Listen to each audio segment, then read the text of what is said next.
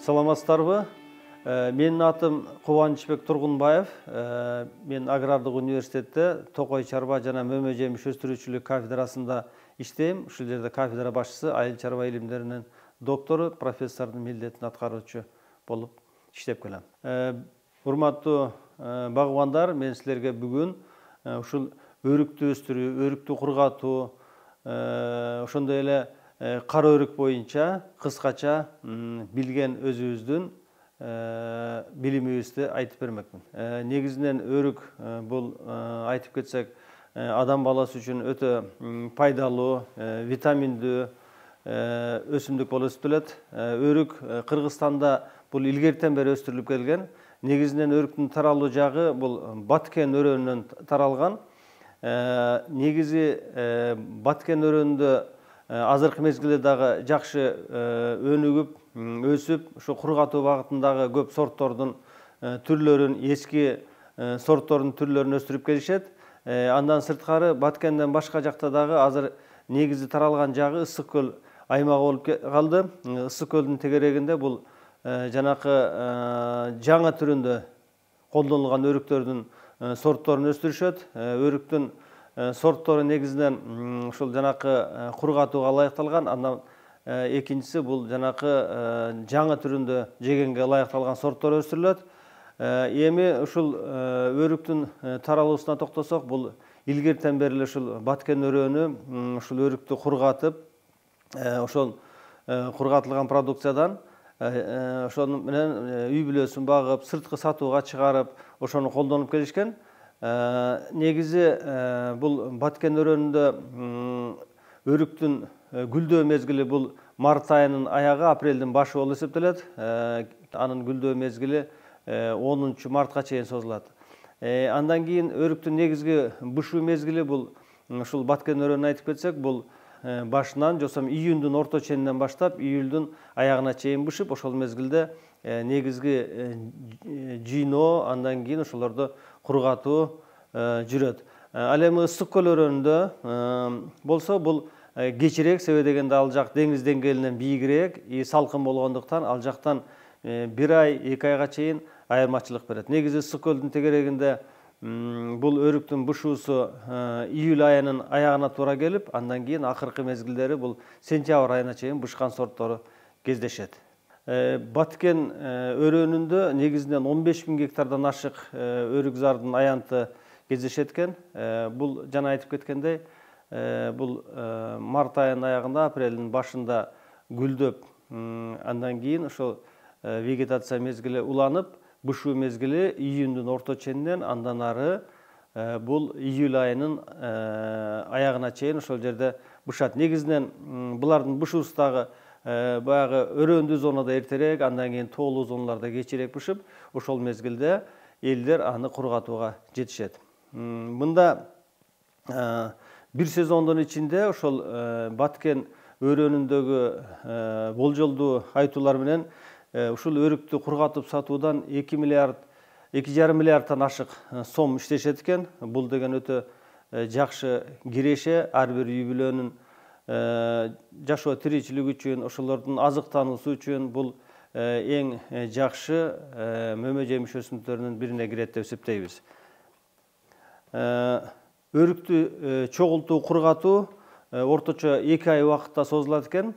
Мында негизги өрүктүн кургатууга багытталган сорттору эски сорттордон бул Курмайы, Кандек, Мирсанжели, Жолчу, Субхани жана башка сорттору болуп эсептелет. Булар Кандек арасында аябай көп колдонулган бул сорттор негизинен ушу кургатууга багытталган өрүктөр болуп эсептелет. Буларды кургатуунун жолдору негизинен мында терип алышып, өрүктү же болбосо таза таарыларга күйүп, таза болуш үчүн аны күйүп алышат, же болбосо атайын алдына төшөлгөн клеенкалардын үстүнө күйүп, тазалап, аны ушул Баткен жергесинде таштын үстүнө же болбосо камыштан жасалган ошол жасалмалардын үстүнө же болбосо таштын үстүнө жайышат. Негизинен эң жакшы кургаганы таштын үстүнө жайылганы.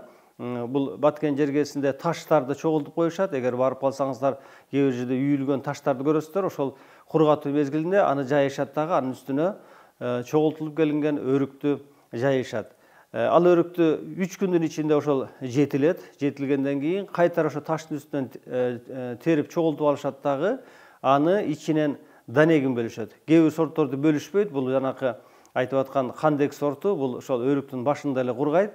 Ал эми башка сорттору болсо ошол ичиндеги данектерин сыртка чыгарып, андан кийин андан ар түрдүү формадагы тоголок, сүйрүү же болбосо аны андай форма жасабагандар ошол эле боюнча жайып, аны кургатып алышат. Кургатып алгандан кийин аны сактоого киргизишет. Сактоого атайын жанакы каптарды алышып, ошо капка салып, анын оозун байлашат. Байлагандан кийин алар ошол атайын сактоочу жерлерге же болбосо үйлөрүнүн бир жерине коюшат. Муну баткендиктер сары алтын деп коюшат. Себеби дегенде өрүк сары болуп кургайт, сары болуп бышат, андан дагы ошо жанакы акча түшөт. Ошон үчүн аны баткендиктер алардын өздөрүнүн сары алтыны деп аташат. Өрүк өсүмдүгү бул тез эле түшүмдү берет. Эккенден кийин 3-4 жылдан түшүм бере баштайт. Негизи өрүктөр кычкылдуу топуракты, жарык жерлерди, кургакчылыкты талап кылган өсүмдүк. Нымдуу жерлерде, оор топурактарда жакшы өсө албайт. Ал жерде ал өзүнүн жакшы өсө албагандыгын көрсөтөт, түшүмү дагы начар болот. Ошондуктан булар негизи ташта, кумда, кургак жерлерди аябай жакшы көрөт. Өтө сугарганды дагы өрүк жакшы көрбөйт. Негизинен бул дарак 40-80-100 жылдан ашкан дарактарды кездештирсек болот. Ушул жерлерде өсүп, бирок эгерде аны туура кесип, аны туура жолдо уход кылып турса, жанакы эски сорттордой болуп бийик өсүп кетпейт. Андан сырткары жыл сайын жакшы түшүмдүүлүгүнө жетишсек болот.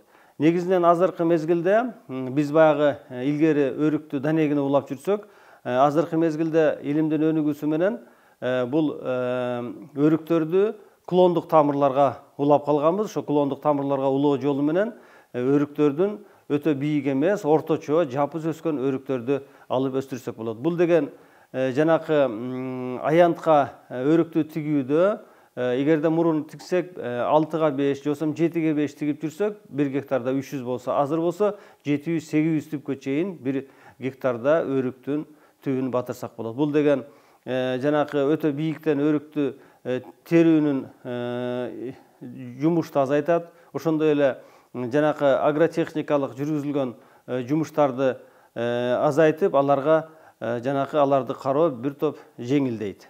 Жалпы Кыргызстан жөнүндө айта турган болсок, өрүк башка региондордо дагы, мисалы үчүн Жалал Абад, Ош областында, ошондой эле Чүй өрөөнүндө, Талас өрөөнүндө, Нарындын Кочкор, Жумгал райондорунда бул өрүк өсөт.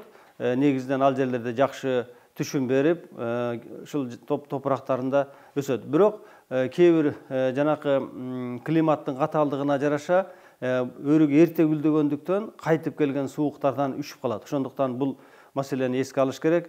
Айрыкча Чүй өрөөнүнүн өрөөндүү зонасында өтө сунушталбайт. Себеби дегенде жазындасы кайтып келген сууктар өтө көп болот Чүйдө. Ошон үчүн кээ бир жылдары 5-6 жылда бир өрүк жеп калган мезгилдер болот. Андан ары биз Ысык көлдүн тегерегинде бул акыркы мезгилде аябай өнүктү. Өрүк багыты, өрүктү өстүрүү, өрүктүн жаңы сорттору, ошондой эле эски сорттору келди. Негизинен биз жанакы акыркы мезгилдерде ал жакта өрүктүн эски сорттору сатылып, эски сорттор эгилип жүрсө, азыр жаңы эрте бышкан сортттору, андан сырткары транспортабелдүү сортторуна өтө көңүл бөлө башташты. Өрүктүн өстүрүүдөн 1 гектар жерден азыр 1 миллион акчадан ашык пайда таап атышат. Аларды негизинен сыртка сатууда коңшулаш Казакстан, Россия өлкөлөрүнө алып чыгып, аны сатып жатышат. Андан сырткары ушул Ысык көлдүн тегерегинде бул өрүк продукциясынан, ошондой эле башка жер жемиш өсүмдүктөрүнөн пастилаларды жасашат, пастилаларды чыгарышат. Ошондой эле алардан компот, сок аябай жакшы жасалат. Бирок ошентсе дагы Ысык көл өрөөнүнүн тегерегинде муну кайра иштетүүгө көбүрөөк көңүл бөлүп, ошол жерде алардан сок чыгарууну, алардан джем, башка продукцияларды чыгарууну дагы мындан ары күчтөндүрүп ошол жака көбүрөөк көңүл бөлүш керек. Өрүктөр негизинен бул жамгыр көп жааган мезгилде клейстероспороз деп коет. Бул баягы мөмөсүнүн сыртына котур чийип кетет. Ошол котурдан сакташ керек. Көбүнчө ушул ооргадан жабыркашат. Ошондуктан мезгили менен өрүктү эрте жаздан баштап аны обработка кылып туруш керек. Эгерде антпесе өрүктүн жанакы ошол котур пайда болгондон кийин алардын өтүмдүүлүгү, базарда саткан баасы төмөндөп кетет дагы, ал жакшы жанакы пайдага алып келбейт. Ошондуктан жамгыр көп жааган мезгилдерде, ошондой эле көп сугарган мезгилдерде ошо өрүктөр ушундай ооруларга чалдыгат. Ошондуктан бул ооруну оорудан ар дайым арылтуу үчүн атайын препараттар эрте жаздан баштап бардоз суюктугун колдонуп жүрүшөт. Бардоз суюктугун, андан башка дагы элдик препараттар бар. Андан башка дагы азыр ушул биздин ушул агрохимикаттарды саткан магазиндерибизде атайын ушул өрүктүн ушу котуруна, башка ооруларына каршы дарылар сатышат. Ушулар менен обработка кылып туруш керек. Өрүктү отургузуу мезгили бул эрте жазда сунушталат. Эрте жазда жанакы көчөт көмүлүп турган жеринен алып келип, аны орундарды даярдап отургузуу. Же болбосо биздин шартта, мисалы үчүн чүйдүн шартында бул мезгил марттын башына туура келет. Марттын башынан ушул апрелге чейинки созулган мезгилдер. Ал эми Ысык көлдүн тегерегинде, ошондой эле Кочкор өрөндөрүндө бул чүйдөн 20 күн кечирээк, анда бул апрелдин башынан орто ченine чейинки мезгилдер болуп саналат. Канчалык эрте отургузган сайын алардын өнүмдүүлүгү, ошондой эле күзгө, кийинки кышка даярдалуусу жакшы болуп саналат. Эми өрүктү кургатууга көңүл бөлө турган болсок, негизи жана айтып кеттик, биз бул июнь айынын аягынан ушул июль айынын аягына чейин өрүктүн бышуу сезону уланат. Өрүктү башынан күүп терип алгандан кийин аны кургатуу процесси башталат. Кургатууда эки жолду колдонушат. Бул негизинен жанакы аларды алтын күкүрт менен түтөтүшүп, анын өңүн саргайтып, саргартышат. Бул биринчиден анын өңүн саргайтат, экинчиден зыянкечтердин, курттардын түшүүсүн начарлатат. Алар сары болгону менен, бирок ошол жанакы алтын күкүрт менен теге иштетилип калган болот. Андан кийин натуралдык түрдө колдонушат. Натуралдык түрдө бул ошол терилген боюнча эле аны талаага, жосом баягы айтып кеткен таштардын үстүнө кургатышат.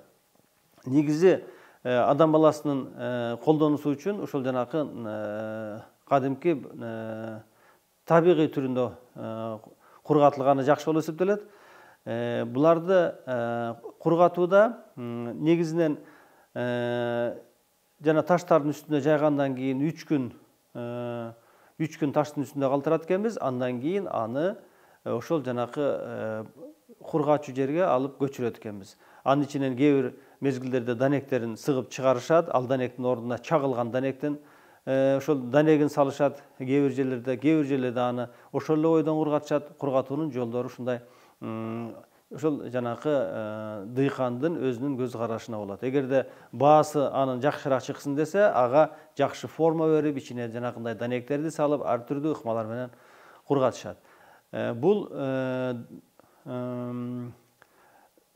данектерди кургатууда атайын поддондорду жасашат. Бул жыгачтан жасалган поддондор. Жыгачтан жасалган поддондор, ошолорду тизип, ошолор менен эгерде жамгыр жаай турган мезгилдер болуп калса, анда сөзсүз түрдө алардын үстүн пленка менен каптап аны жабышат. Пленка менен каптаганда алар эгерде жамгыр тийип калса, өрүк карайып, ал өзүнүн жана сапатын жоготот дагы, ал дагы жанакы сатууга өзүнүн терс таасирин тийгизет. Андан башка дагы азыркы мезгилде ушул өрүктү кургатуу үчүн атайын заводдон жасалып келген кургатуучу аппараттарды колдонушат. Бул болсо аларды кургатып, аларды калибровка жасоодо, андан кийин аны сатыкка чыгарууда аябай ыңгайлуу шарттарды түзөт. Мындан сырткары өрүктүн дагы данегин колдонушат. Бул данегин ошол чогултуп алып, аны чагып, андан атайын упаковкаларга салып, аны сатыкка чыгарышат. Негизи өрүктүн бардык нерсеси бул пайдалуу болуп эсептелет. Андан сырткары дагы өрүктөн билесиздер, илгертен кыргыздар комуз жасап, андан ошо колдонуп келишкен. Башка дагы ушул тармактарда ушул өрүктөрдүн колдонушат. Эми кандек өрүгү жөнүндө айтып кетсек, силер баарыңар көрүп жүрөсүңөр, бул базарларда, маркеттерде, ошол соода точкаларында кандек өрүгүнүн баасы аябай түшпөйт. Быйылкы баасы 500 сомдон ашып кетти, ал эми мурунку баалары бул 200 сомдон түшчү эмес. Өрүктөрдүн арасынан эң кымбат өрүк ушул болуп эсептелет. Кандек өрүгү, бул кандек өрүгүн негизи бул жүрөк ооруга сунушташат. Бул кандек өрүгү өрүктүн башында туруп кургайт дагы, ошол жерден күйүп алса да болот, андан кийин аны күйүп алгандан кийин бир аз дагы тоорсутуп кургатса болот. Негизи кандек өрүгүн караганга жараша анын кичинекей чоңдугу болот. Ошондуктан базарларда көргөндө да кээ бир өрүктөр, кандектер чоңураак болот, кээ бир өрүктөрү майдараак болот. Муну колдонууда кандек өрүгүн кечкисин кружкага салып, аны кайнак суу менен үстүнө куюп коюп туруп, эртең менен алып ичсеңер, ал кадимкидей ошо өзүнүн мурунку бышып тургандагыдай формасына келип калат дагы, аны колдонушат. Бул болсо жанакы жүрөк ооруларга миңдин бири деп, даба деп ошону колдонуп келишет элдер. Урматтуу багыбандар, эми кара өрүк жөнүндө айта турган болсок, бул кара өрүк өсүмдүгү дагы Кыргызстандагы эң көп таралган өсүмдүктөрдүн бирине кирет. Негизинен кара өрүктүн таркаган жери бул Аксы району болуп эсептелген. Андан кийинки мезгилде Талас өрөөнү, ошондой эле Кыргызстандын жапай алма токойлордун арасында дагы азыр ошол баягы ошол жерде жашаган элдер аны өстүрүп көбөйтө башташты. Кара өрүк бул негизинен өтө баалуу, адамга өтө пайдалуу, витаминдүү, кээ бир ооруларга дарылык касиети менен өтө белгилүү. Кара өрүктүн таркаган жерлери бул Орто Азияда таркаган, Украинада, Кытайда, ошондой эле Түштүк Америкада таркалып, ошол бизде дагы өзүнүн жакшы көрсөткүчтөрү менен айырмаланып келет. Кара өрүктү негизинен бул жанакы бизде консервациялоодо, алардан варенье жасоодо, повидло жана башка продукцияларды жасоодо өтө көп колдонушат. Ошондой эле компот, варенье жана башка түрлөр, азык заттардын түрлөрүн элдер жасап колдонуп келишет. Кара өрүктү андан сырткары кургатып, акыркы мезгилде биздин ушул Аксы өрөөнүндөгү, ошондой эле Талас өрөөнүндөгү кара өрүктүн сорттору, түрлөрү кургатылып, жакынкы биздин коңшу өлкөлөргө сатылып, жакшы пайдасын берип жатат. Кара өрүктү кургатууда негизинен атайын жасалган жабдыктарды колдонушуп кургатышат. Андан сырткары дагы андай жабдыктары жоктор ошол күндүн жылуу мезгилинде атайын жасалган таарларга жайышып, ошондой эле ошол жыгачтан жасалган поддондорго жайышып, кургатып колдонуп келишкен. Негизинен бул кара өрүктүн сырты баягы пленка сымал капталган болот. Анын тешилиши, жосом кургашы өтө кыйыныраак болгондуктан сөзсүз түрдө сөөгүн жарып, сыртын тешүү керек. Мында колдонулуучу кээ бир препараттар бар. Ошол кайнап жаткан сууга ошону салып, анын сыртынын кабыгына тешик пайда кылып, андан кийин аны жайып кургатса эртерээк кургайт. Бирок кээ бир салкын жерлерде күзгү мезгилде көп кургап жетишпейт. Ошондуктан сөзсүз түрдө бул кара өрүктү кургатууда атайын жабдыктарды колдонууну сунуштайт элек. Кара өрүк негизинен бул жанагы витаминдүүлүк жагын айтып кете турган болсок, бул көп ооруларга даба болуп эсептелет. Мунун составында көптөгөн ушул адамга керектүү болгон витаминдер бар. Кара өрүктөн жеңил ич алдыруучу дары катары колдонуп келишкен экен. Андан сырткары дагы мунун жалбырагын колдонушкан. Жалбырагын эрте жазда чогултуп алып, анын дагы дарылык касиеттерин колдонуп келишкен. Негизи карагаттын сорттору аябай көп. Ушул кара өрүк боюнча дагы бизде селекциясы менен иштеген адам, бул Солдатов Игорь Васильевич деген ботаникалык бакта иштейт. Бунун ушул жанакы илгерки эски сортторунан чаңдаштырып, андан кийин ошо сырттан алып келинген сорттор менен чаңдаштырып, аябай ушул биздин республикабызга ылайыкталган, сатууга ылайыкталган, ошондой эле кургатууга ылайыкталган, кайра иштетүүгө ылайыкталган сорттор аябай көп кездешет. Негизинен азыркы мезгилде бизде аябай көп колдонулганы бул кургатууга багытталган. Ушул жанакы үй кара өрүгү, венгерка кара өрүгү аябай көп таркалган. Бул кара өрүктөрдү өстүрүүдө элибиз ошол түгүнөн тамырынан жайып чыккан көчөттөрдү колдонушат. Бул эски байыркы сорттордон болгондуктан бул кара өрүктү улоонун кереги жок болот дагы, ошол тамырынан чыкканды эле колдонуп келишет. Ал эми жаңы жолдо чыккан, селекциялык жолдор менен чыккан кара өрүктөрдү анда сөзсүз түрдө ошол кара өрүккө же болбосо алчага улап аны колдонушат. Негизи кара өрүккө ушул өстүрүүдө ага тамыры болуп, бул кара өрүктүн өзү жана ошондой эле алычаны колдонууну сунуштап кетебиз. Эгерде кара өрүктү тамыр катары колдонулса, кийинки эгерде жанакы жаңы сорттогу кара өрүк болсо, бирок баягы тамырынан эски ошол жанакы байыркы сорттордун көчөттөрү чыга берет. Ал эми алычаны колдоно турган болсо, тиги огородду басып кетпеген жанакы ушу бир ордунда туруп өскөн кара өрүк болуп өсө берет. Бирок эгерде жанакы кара өрүктүн үстүндө өсүп жаткан бөлүгү өзгөчөлүгү менен бийик өсүп, же болбосо түшүмдүү аябай болсо, бир мезгилде ал жыгылып калышы же болбосо сынып калышы күтүлөт. Сөзүмдүн аягында айтып кетет элем, эгерде ушул багыт боюнча сурооңор болсо кайрылсаңыздар болот.